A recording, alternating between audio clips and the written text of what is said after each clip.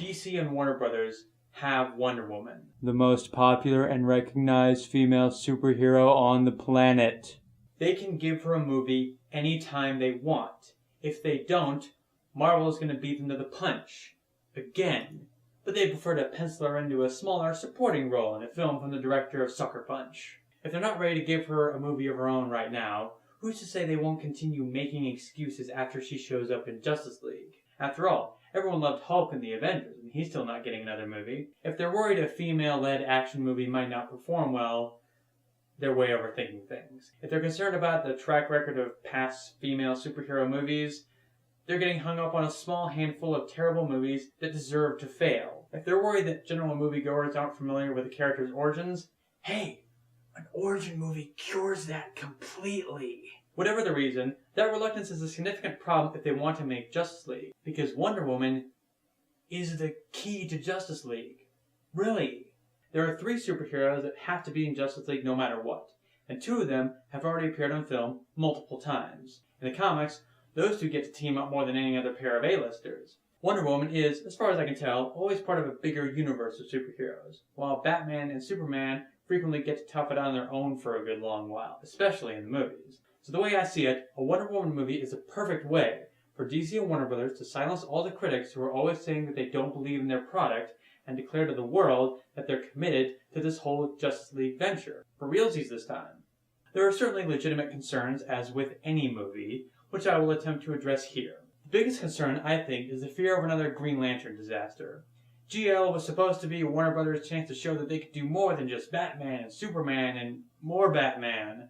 But instead they got stomped by Marvel 3 times in the same summer, each project fairly risky in its own right and cheaper to produce. If they can get Space Cop to work, why should they have more luck with Yes Mistress over here? The elements of Wonder Woman's mythos are certainly a bit more out there than the major DC heroes that most are familiar with. You've got the invisible plane, all that Greek god magic, hell, even just the idea of an island paradise full of brawny supermodels is tricky to play with a straight face. But that's why Wonder Woman is so crucial to the success of a larger shared universe. If they can make that stuff work in a movie, everything else with the Justice League will snap into place much more easily.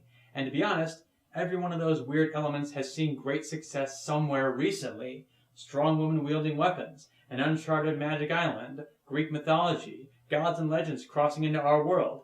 They can make it all work in a single movie if they really want to. I can't help wondering if this mentality is so dug in, the studio is actually afraid of the prospect of a Wonder Woman movie that is a hit, because it could theoretically ruin the game for everyone. Like there will be no excuse not to make badass movies for ladies as well. To be honest, I don't think that would happen.